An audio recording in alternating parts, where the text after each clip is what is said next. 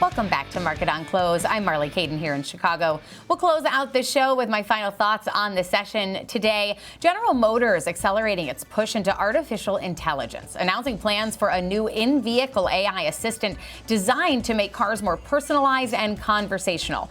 The system will build on GM's existing vehicle intelligence and OnStar capabilities, with the company aiming to move beyond the basic voice commands toward an AI-powered driving companion. Now, this move puts GM in the middle of a broader auto industry race to turn vehicles into software platforms, competing with companies like Tesla and other automakers investing heavily in AI and autonomous technology. Investors, of course, watching closely to see whether AI can become a meaningful new revenue stream for automakers beyond those traditional vehicle sales.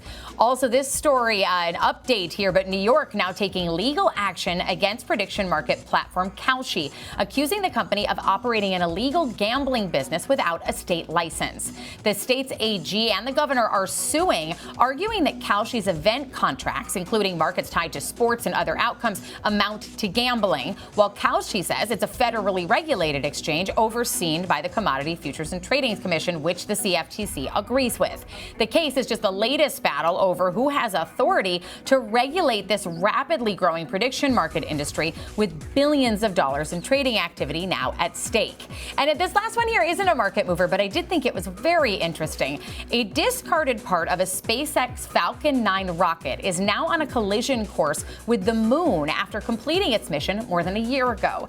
Impact is expected next week at roughly 5,400 miles an hour. Scientists are saying that crash could carve out a crater that is nearly 90 feet wide and send a plume of lunar dust high enough to be observed by telescopes, offering a very rare opportunity to study a known impact in real time. The event also highlighting a growing concern over space debris as lunar missions accelerate, with researchers saying that there needs to perhaps be better management of abandoned spacecraft materials, and that will become increasingly important.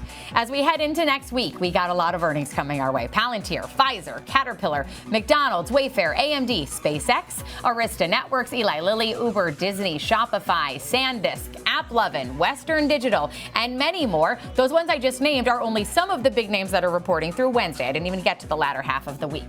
On the data front, we are going to get U.S. manufacturing and services PMI, the JOLTS report, we'll get the ADP private employment report, factory orders, and the jobs report for July on Friday. It will be another busy week for us, but that is going to do it for us this week on Market on Close. I'm Marley Kayden. Thank you so much for being with us today. You can download our Schwab Network app, available in the Apple App Store, and we hope you'll tune in 24/7 on schwabnetwork.com. Have a great weekend.